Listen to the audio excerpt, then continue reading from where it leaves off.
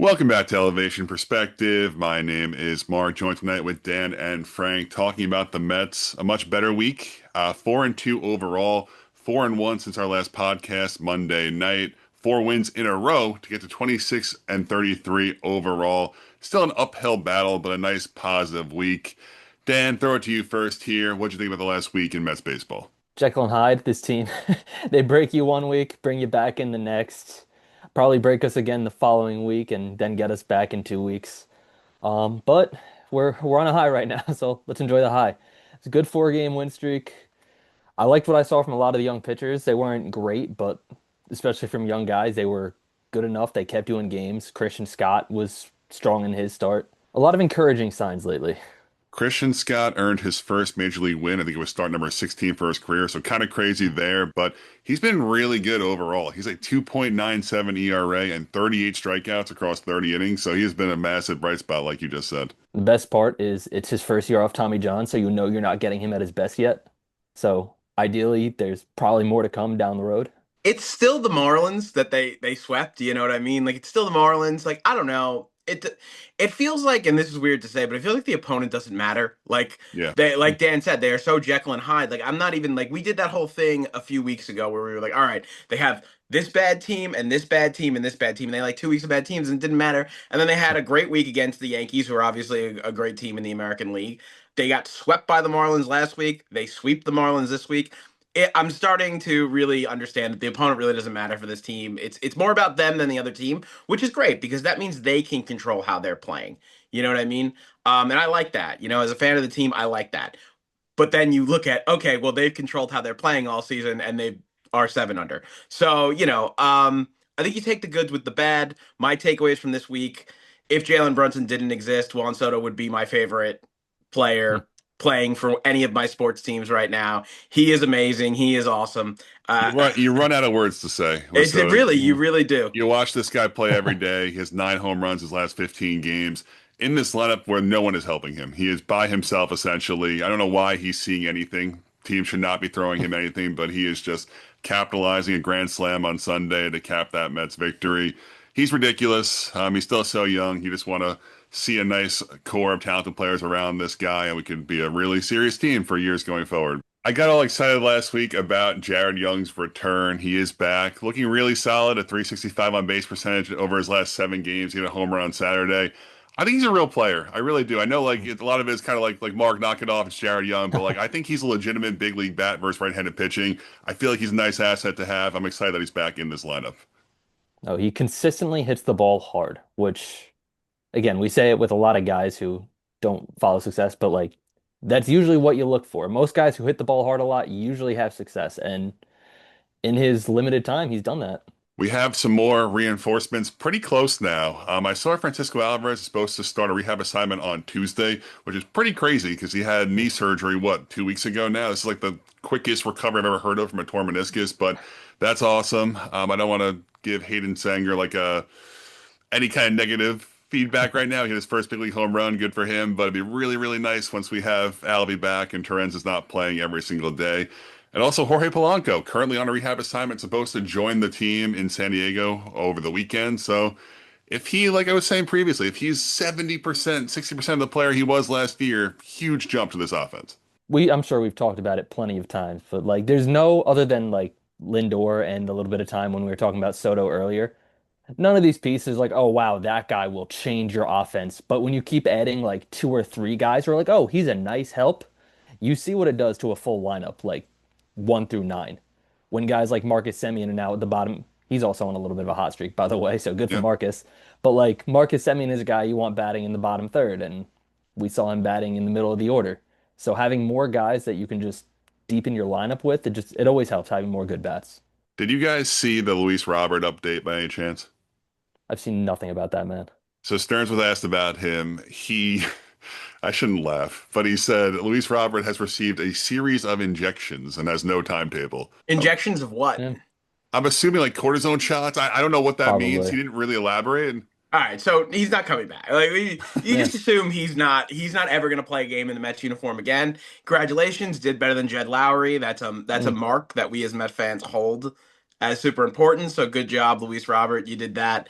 They're not going to sign him back next year, obviously. Yeah, So they have the $20 Yeah. million option on him. You have to assume they do not pick that up. I wouldn't. That's just me. But Mm. David Stearns doesn't do things that I would do. So except for Bo Bichette, and so we're both wrong all the time. Mm. So Now, this is just a hypothetical. I wonder if they pick it up just to shop him. Be like, hey, who wants to like don't year do that. guarantee to get I I wouldn't think do if that. he what comes one back, year deals don't matter. if he Like, comes back in August or September and looks good, then like it's definitely on the table. But mhm. if he doesn't play again this season, I can't see a world where they pick that up. Yeah, if Because he I doesn't can't see play a again, world I where know. anyone's going to offer anything for him.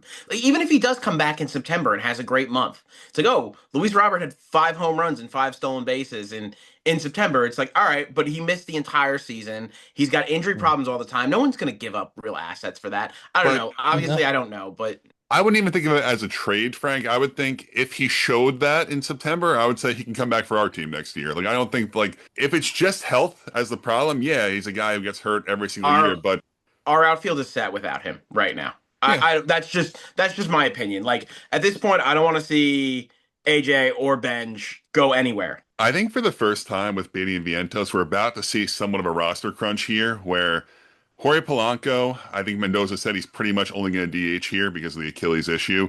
So if he's only DHing there, you have Jared Young, who you want to play against right-handed pitching.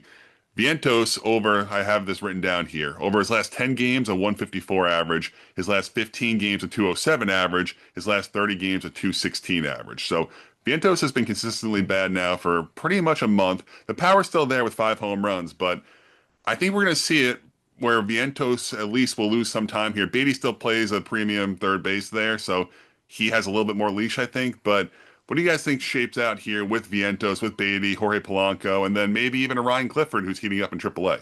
I mean, yeah, there's only so many at bats to go around. I also like Jared Young, but like we said, he's looked really good in short little stints. We haven't seen him really consistently play out a long stretch of being as good as he's been the last like handful of games for the Mets. I'm curious if they would, I don't want to say cut, that's the wrong word, but like move on from one of those guys and say like, oh, that's Jared Young's spot now. I feel like it also partially depends on how soon Lindor comes. I know Lindor is not really close, but like once he's back, Bo Bichette's gonna be playing third. So both of them are kind of at a point where, That's when Beatty gets pushed, when Lindor comes right. back for sure. But right now, do you think Vientos moves into like a short side platoon? Because I know I don't think Jared Young is an everyday player. I get what you're saying. We Mhm. have to see if he can actually sustain that kind of success. But I think right now he has to play against righties over Vientos, at least this moment in time. Yeah, probably does. I mean, just talking about the last like weekend, Viento's been hitting the ball hard again, so you don't know if maybe they're like, okay, we know he's goes red hot to ice cold and see if they have anything there. But also Polanco's, it's not like Polanco's coming back tomorrow, so there's a few more games for them to play that out and kind of see what they're working with there. All right, a few more little tidbits here. Sean Manaea is taking Peterson's rotation bulk spot here. Frank, throw it to you first. I know you kind of called for this. One of the Sean Manaea kind of ways to fix this. You said, let's give him a start. Let's see how it goes. And he has pitched a lot better the last handful of times. So what are you thinking? Yeah, I mean, there was literally no downside to trying this. They have him at $25 million this year, $25 million next year. The rotation needed another starter. This wasn't really something that I was calling for, other than like I know I said that that's what I wanted because it just made too much sense. Like there wasn't really another option here. They were going to go down, bring up another kid before they're ready. This felt like the right option. I've really soured on Peterson, not even so much from a performance standpoint. Of course, his production has been really poor, but the body language, the whole situation with not backing up. Today in the post game, where he threw 4 really good innings after McLean came out, he got the save. He was just the way he was answering these questions. Like you tell he's frustrated, he's pissed off, he doesn't want to be in the role he's in. I think it was I don't know if it was Tacoma or it might have been Gelbs asked him a question about like how did you like take the news you're moving to the pen? And he was like, it's what I've been doing all year. It's not anything like the way he said it. I was like, that's a lousy take. But I feel like he's like half checked out, and it's kind of frustrating. He'll probably be gone in the next month or so. I feel like, but I don't know. I feel like it's sad because he's a guy I really liked. He's been a Met for what 6 or 7 years now, and it's kind of a sad way for his tenure to end. Yeah, it makes sense. Like from the team first standpoint, you're like, oh, that you don't want to see that, but at the same time, you have an individual who is a year away from free agency. Like this is time to prove, like, go get himself a payday and set up his family, his kids, his great grandkid, like Yep, set his family up for life. generational wealth. And yeah, and Now they're like, all right, we're gonna move you to a role where the best of the best make okay money. So But he deserved it. yeah, I no, mean, it's and totally fitting. and another thing with that, Dan, it's like you're right, 100%. It stinks that that's happening to him, but every single starter, that includes Sanga, that includes Mm, him, and anybody else who could have been on the cusp, knew once mm, Mania got moved to the bullpen that if they slipped up, that that guy was waiting to take their spot, and they knew that we had mm, kids that were ready to take their spot. So like I completely understand what you're mm, saying. From a personal standpoint, it sucks, but from a baseball business mm. standpoint, this is exactly what kind of needed to happen because Agreed. he's just been bad. This is 100% the right call. And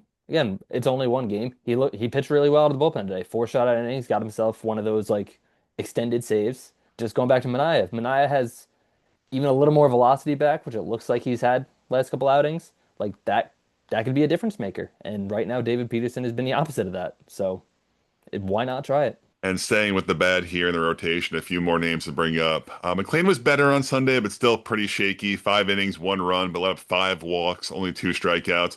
Marlins are pesky. It's kind of like a weird lineup where they don't really hit home runs, but they all draw walks and slap singles. So don't want to take too much out of it. I feel like we should probably take it more as a positive based off the last 2 starts, but 5 walks is still pretty weird for McLean. I'm starting to hold him in regard to a like three starter, at least right now, because I don't I have not he's had a few great starts in his career, but they've been the outlier as opposed to like the pretty normal, like good, decent starts that you'd expect from like a three starter.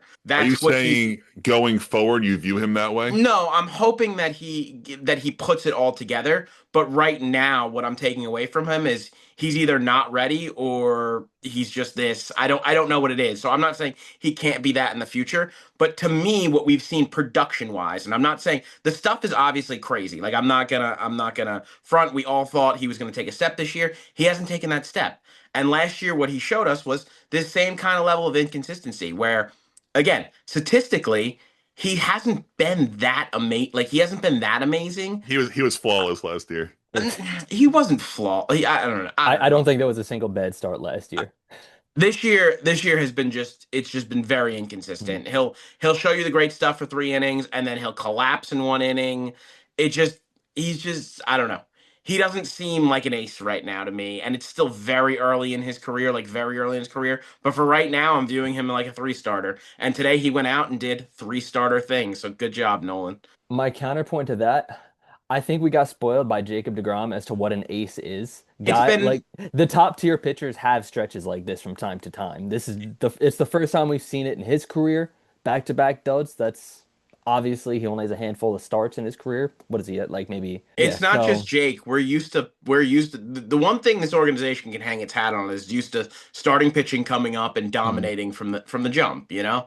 He's not doing that. It feels weird, and that's why maybe unfairly I'm questioning him. Maybe that's why, like you're saying, Dan, like that maybe I'm just being completely unfair because I'm not giving him time to No, that's fair, Frank. It's fair for sure. He might not be a top 5 pitcher in the sport like we maybe thought he was, but if he's top 15, that's we'll awesome take too. it. We'll Yeah, take it for because we sure. don't have So one of those right now. So for sure. So we'll take that. And lastly, here on the starting rotation, Dan, you're getting mad at me here. Frank, you might agree with me here. Every time Freddie starts, I'm so happy we didn't extend him. Every single time. And maybe it's unfair. He was bad again in the Marlins game.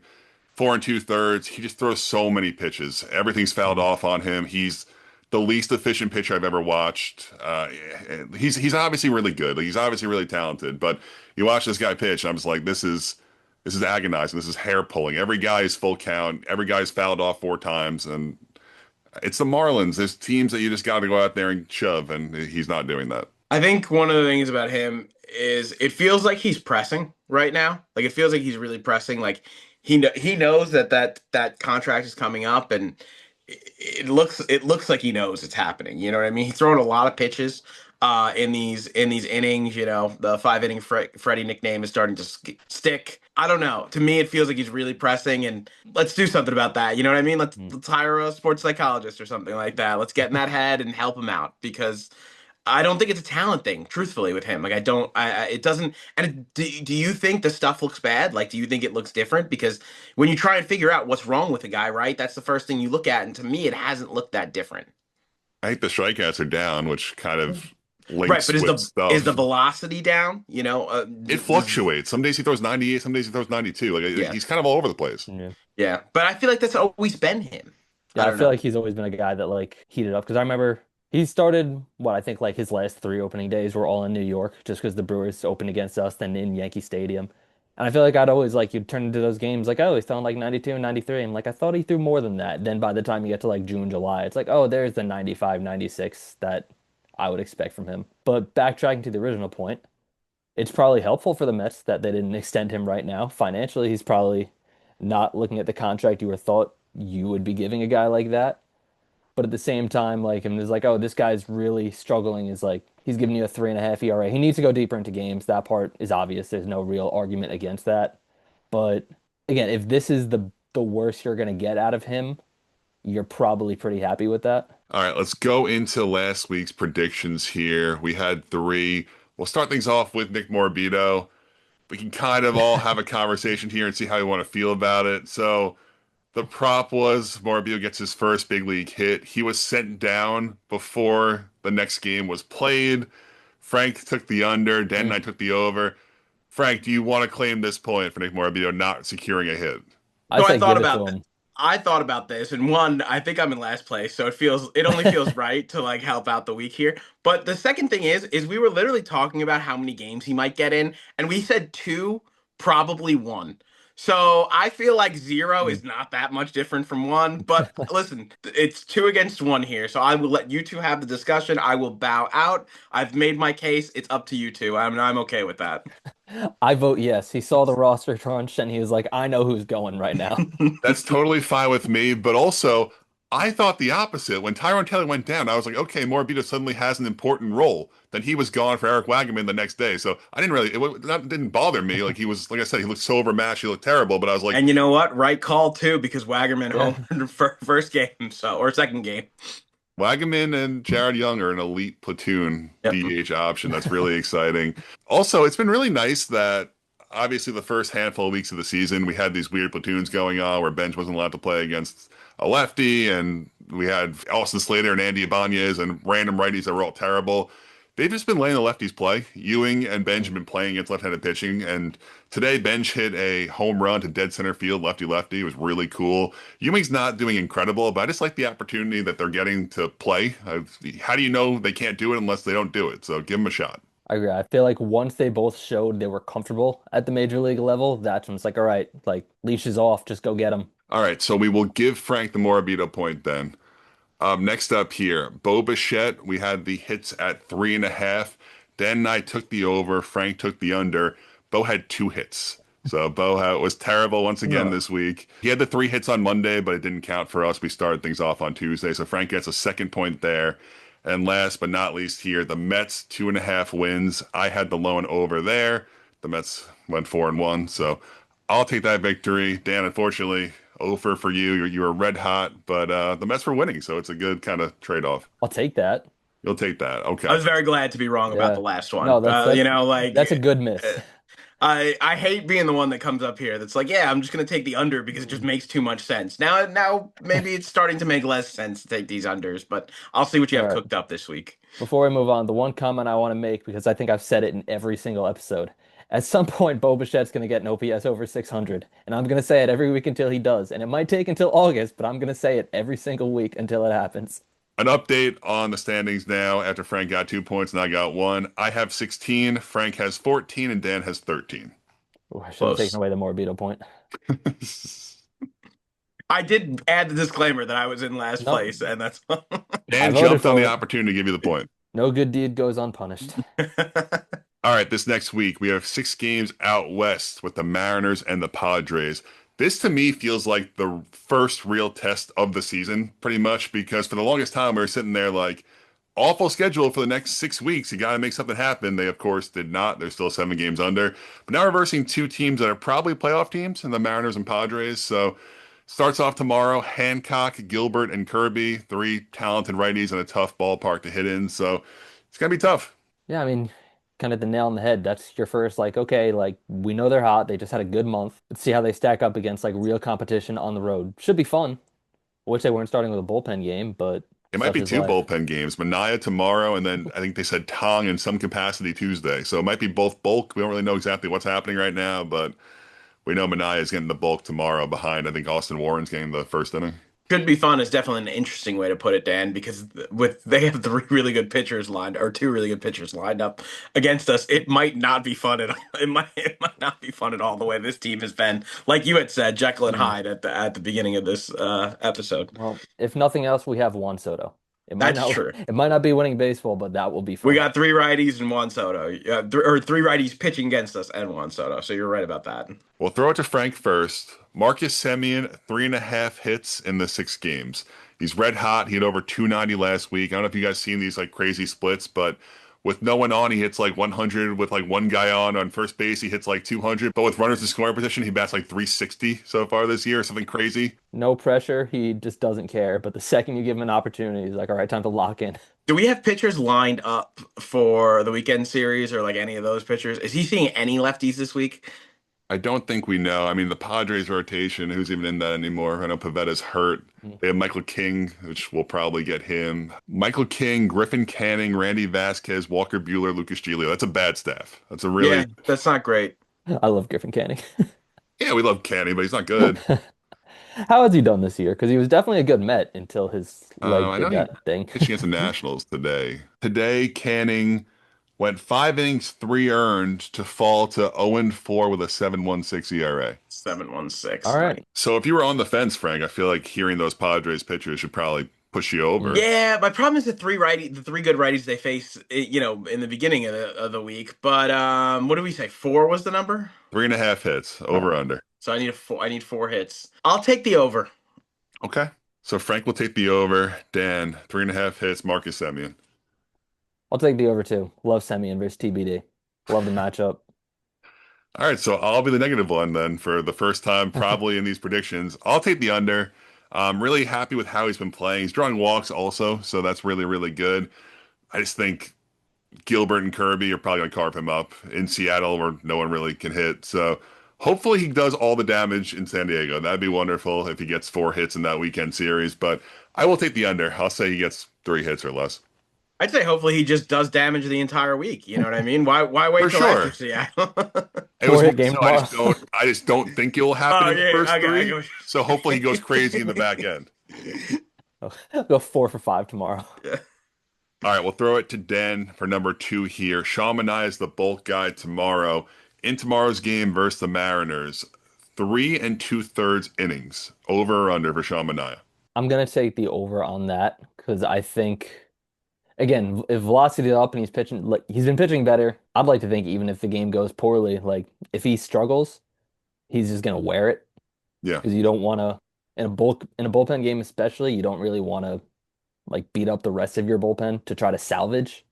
So I think either he pitches well and they just let him ride, or if things go poorly, then they're just like, all right, you're just gonna wear this one and get us through to the next day. I'm gonna take the over on Sean here as well. I feel like he's been around here for a few appearances. He obviously it depends on the situation. And the Mariners are a big platoon team. They have Rayleigh and Canzone who play only versus righties, and then it's Ref Schneider and Victor Robles versus the lefties. So they definitely are worse, in my opinion, versus left-handed pitching. So I think Sean can definitely go for. What you said makes a lot of sense, Dan, where it's the first game of the week. They don't want to have a bullpen situation. Even if Manaea's not pitching well, like he's probably going to have to give some length here, even with the good job what Peterson did. That the bullpen wasn't really touched today. But I'll take the over as well. Frank, Sean Manaea, 3 2/3 innings. Yeah, we're gonna go for a first sweep here because I'm also gonna take the over. We saw what happened last week. They need to send Tobias Myers down after having an off day, which is crazy.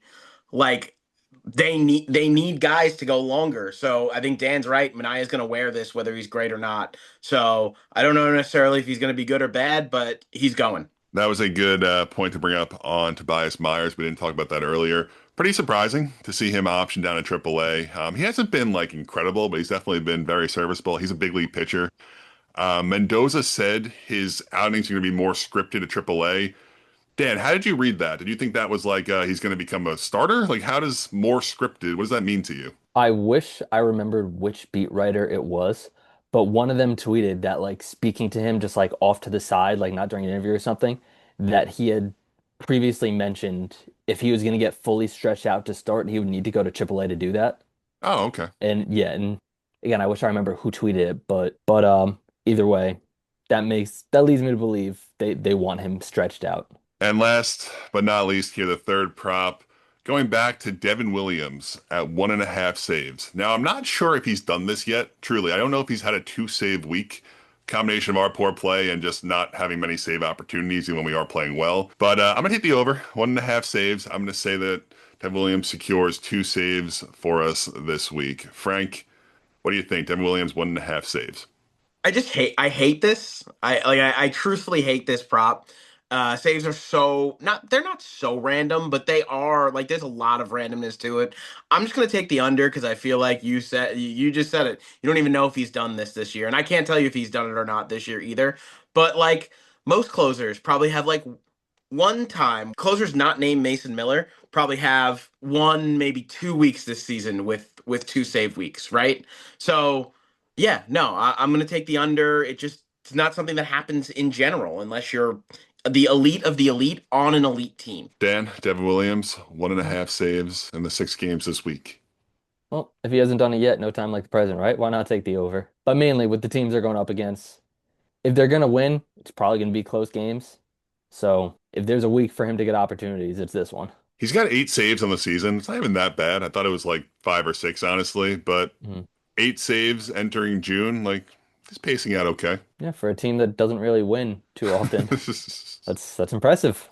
It's true. It's true. What is that then? So it's pretty much like 4 a month, which isn't, it's not ideal. But yeah, Mhm. Frank, based on what you're saying, that checks out like 1 save a week. I don't want to be negative, but he's been pretty good lately too. So like, feels like a blow up is probably No, he's coming. been Like I could definitely see him like, oh, okay, he's going for his second save this week on Saturday against the Padres, and then they get to him. And it's just So like, he's been flawless for like 15 games. I yeah, mean, yeah, he had the exactly. That's blow way up in too many. Miami. We had the walk-off grand slam. And then he was pretty shaky against the Reds, but he got out of it. So, I mean, it's still an adventure every time he comes in the game. Yeah. But it, that was the most Edwin Diaz game I've ever seen against the Reds. He's yeah, like, what if I just put myself in trouble and just strike everyone out to get out of it? That was yeah. that I was mean, it's the life of a closer. Like, yeah, no, there's it's like 3 good ones. an Yeah. unforgiving job. All right, boys. Anything else here before we call it an episode? You know, let's go Mets. Let's go Knicks. All That's right. that's where my brain is. 6 games out west. Let's go Mets.